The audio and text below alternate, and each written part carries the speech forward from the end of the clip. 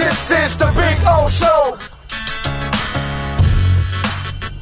This is the Big O Show. All right. How you feeling, man? I like that. I'm good, oh. How you feeling, man? I feel good. Yeah. My predictions coming to fruition, and Jalen Ramsey will be available in the first half of November. So I think he's going to play for that Kansas City game. I wouldn't say it's a lock that he plays in the first half of November.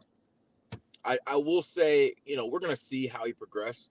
But I will say I think it was intentional for him to start his practice window today, as I reported this morning, because 3 weeks from today is the Wednesday of their bye week. And so if they wanted to be conservative, they could take him through the bye week and get 4 weeks essentially of practice before he plays his first game. If they wanted to be conservative, that's the way you can max out. They can get almost a month of practice reps if they need to ramp him up before he plays. Now, he could play a week earlier in Kansas City. I reported this morning he's not going to play this week. I guess in theory he could play against New England, but I'd imagine he's going to take at least 2 weeks. I'd imagine he's going to take at least 2 weeks. And so you see him potentially in Kansas City, I'd say at the earliest. But I do think there's a real possibility to let him play through the bye, or let him practice through the bye, and then maybe you see him the Raiders, even the Jets week. Their problem, from what I'm hearing, their enormous problem, from what I'm hearing, he looks too good. Yeah, that's their problem. That's been their problem for weeks now. Mm-hmm. That they're all walking around going like, "Bro, what the hell is this guy? Yeah, like, is he a cyborg or something?" And that's why the caveat is what you just said. As long as there are no setbacks, obviously, because that's one thing that none of us, not even Jalen Ramsey, knows. Right. You know what I mean? He hasn't put that kind of strain on his knee. He hasn't had to cut. He hasn't had to follow around Tyreek in practice, Waddle in practice. Guys are going to cut on a dime and go in another direction like that.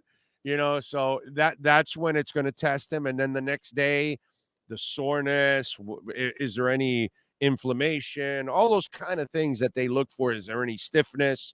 All that kind of stuff is what they're looking for. And that's the part that they haven't been through yet, so they don't know. But they are amazed at how he is just walking around and jogging or whatever like a normal person.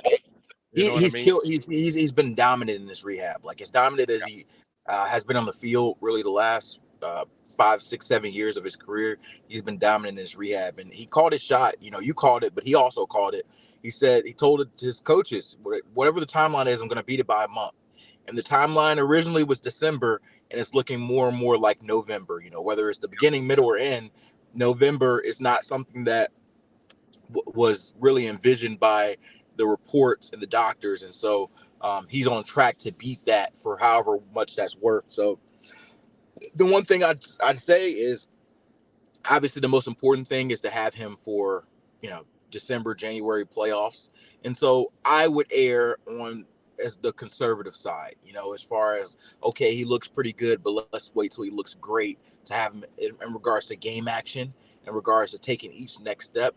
But I do think it's a big, big positive that you're seeing Jalen Ramsey back at practice. And it's going to do a lot for the team too. Like, I think we maybe underestimate just sort of what it's like seeing, even if he's not playing, seeing, number 5 out there at practice. Like, man, we got that dude coming. We got to up our game because he's coming, and I think that's going to be a part of it for this defense too.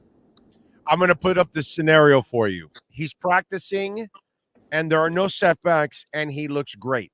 Okay. This is the scenario right now. It's going to play for the next couple of weeks. It's a scenario I'm throwing out there. They win the next 2 games. Mm-hmm. Against Philly, against New England. Okay. They could say, we're in a really good spot right now. Let's buy him another week. Yeah. Another 2 weeks, technically. Yeah. Right. They lose to Philadelphia. They'll beat New England, please. Tua owns freaking Belichick at this point. Now you go, well, we lost another one of those big games.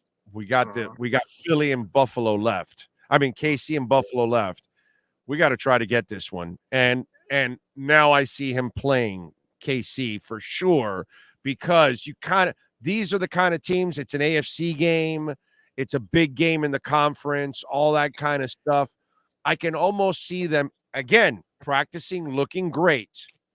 I can almost say, good, we can coast. We can play KC. We can hold them out. We get the bye week. We get a couple weeks.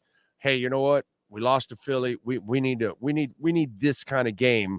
We need him here against a guy like Mahomes. Yeah. It's an interesting dilemma.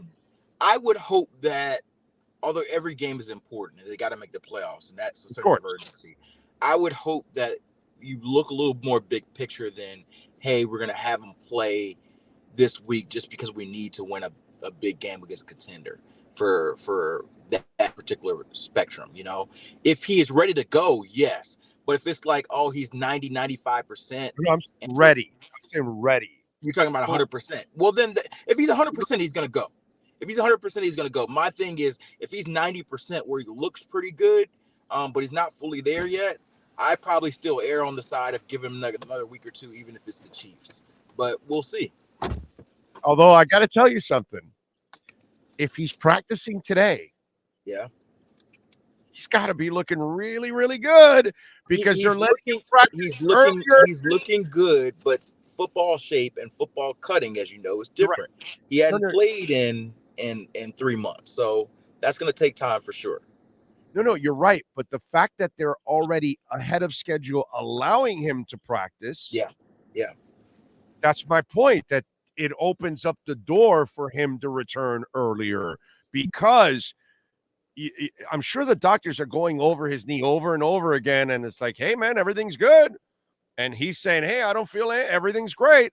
And so I'm sure they're continuing to like second and third guess themselves and checking and rechecking his knee to make sure that he's not lying and bullshitting to them. You know what I'm saying? Yeah. But then, as all of this is going on, for them to allow him to take the field today,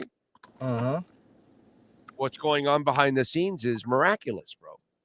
That's what's going on. He's been killing his rehab, man. Like, I think you saw it early on from him. I remember I talked about it on TV. I think it was a day or two after surgery. I saw him on crutches watching from the balcony. He's watching from the balcony practice a day or two after surgery. A lot of times, your immediate week or two after surgery, you're going to be, on the couch. You're going to be, eating cereal, watching Sports Center. You don't need me. I'm going to be out for 3 or 4 months, 5 months. Like, what am I being around here for? That day after, he was immediately already in the building, in meetings, watching practice. That showed me that he was literally taking it as a challenge. He wasn't accepting that the timeline they'd said was going to be the timeline for him. So, yeah, he is built a lot differently than a lot of dudes. And that same token, the team also has to protect him for himself. So it's a balance. He's recovering great.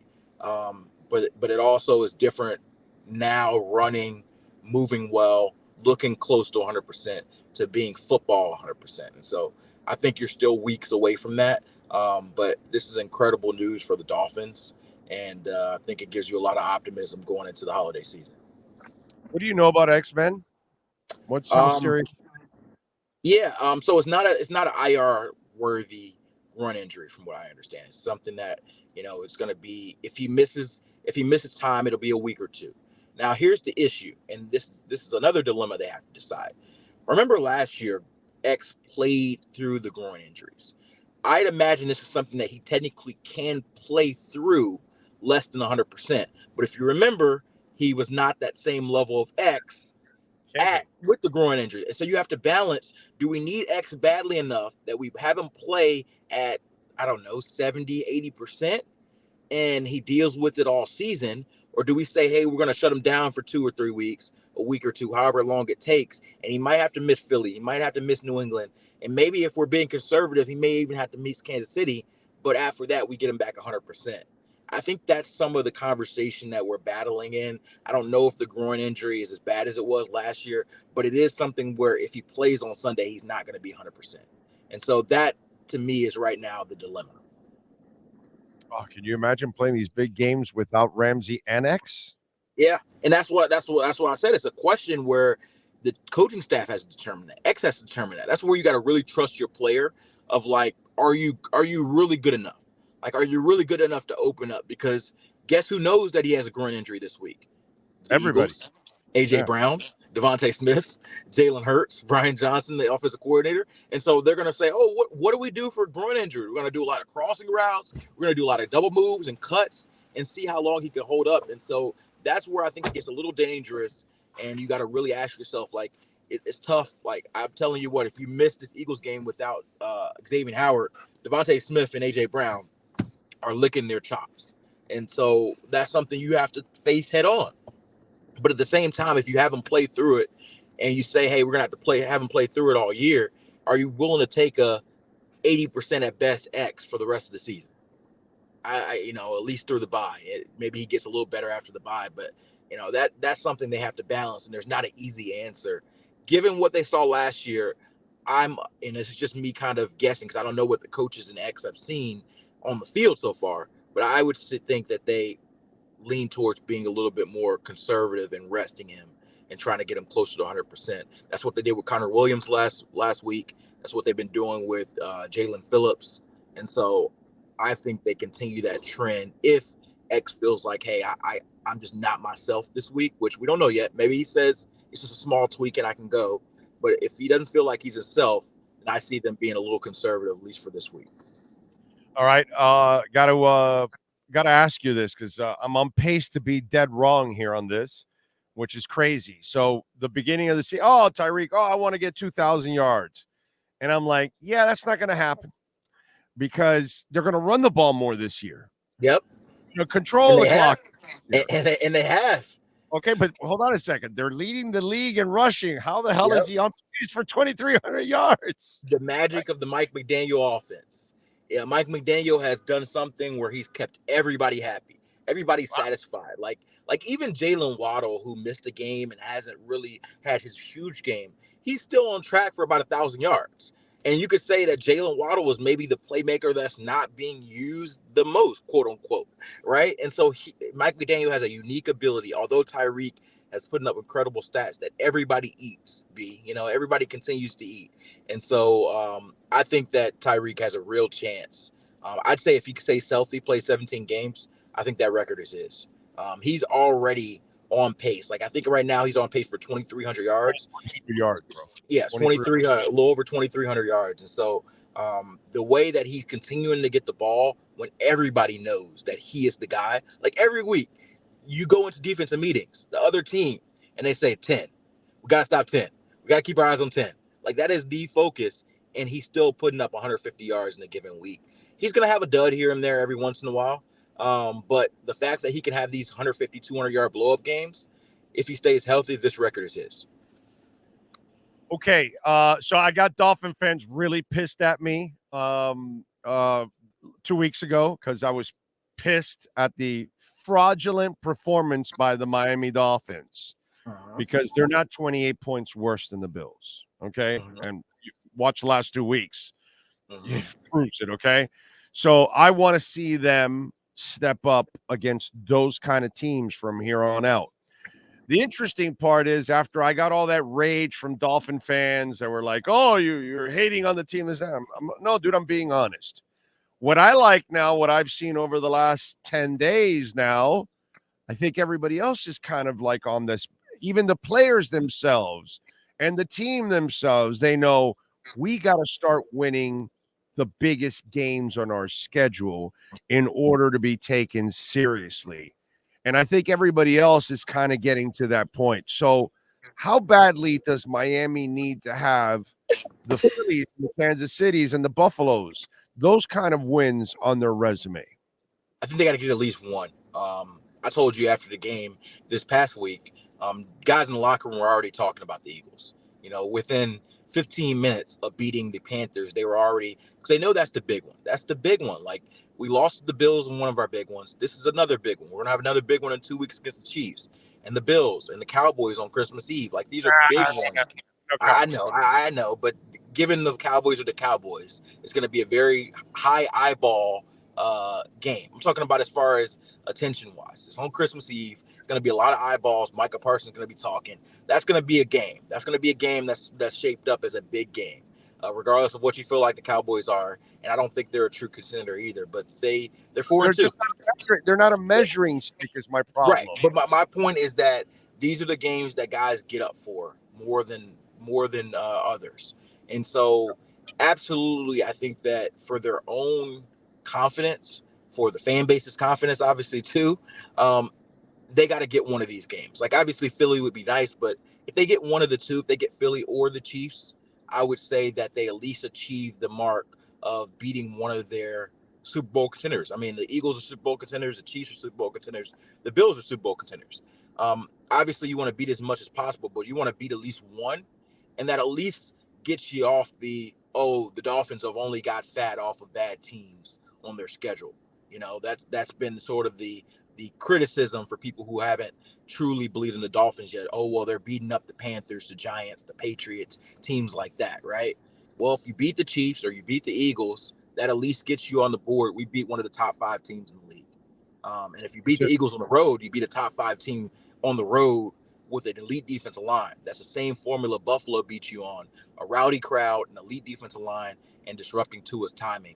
The big challenge this week, if they can win this game, I'd imagine they get a lot of respect across nationally as maybe the best team in the league. Yeah, I'm with you. I need one of those two, and I need the Buffalo. I need 2 of the next 3 big games. I need you to win those so I can feel really good about you going into the playoffs, and you're going to feel good about yourself, by the way. Mm-hmm. Yeah, which is a really good thing. That's the important part. Like, hey, we've been there, we've done it, we've beaten them before, so we could get it done. Now there he is. He's back. Okay. All right. What else you got going on in the NFL Network so folks can check you out, my friend? Well, I'm actually about to head on the road in a little bit. I'm going to New Orleans. I've got Thursday night football tomorrow, Saints Jaguars. So I know folks watch Thursday night football. So tune in. For you. Yeah. Tune in. I'm gonna go down there tonight, and I'll be on there. So if you're curious to see what I'm talking about, I know it's not Dolphins, but 6 p.m. on NFL Network, we'll talk a little Saints and Jaguars. So I'll be there pregame, postgame, and I'll be back here Friday. You think Lane Johnson plays? I do think Lane Johnson plays.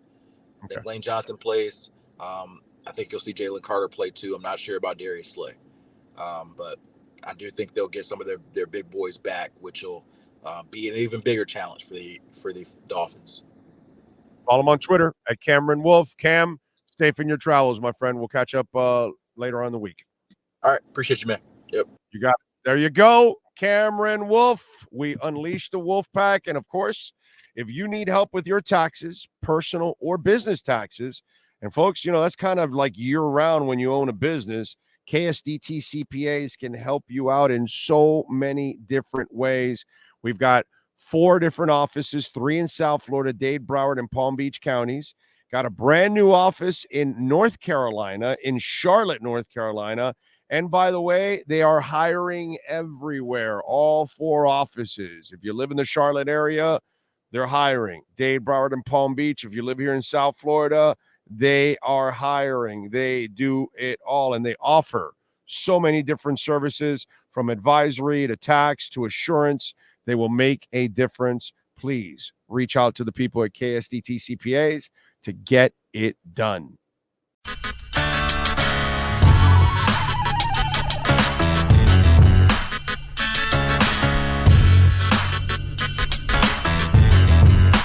This is the Big O Show. This is the Big O Show.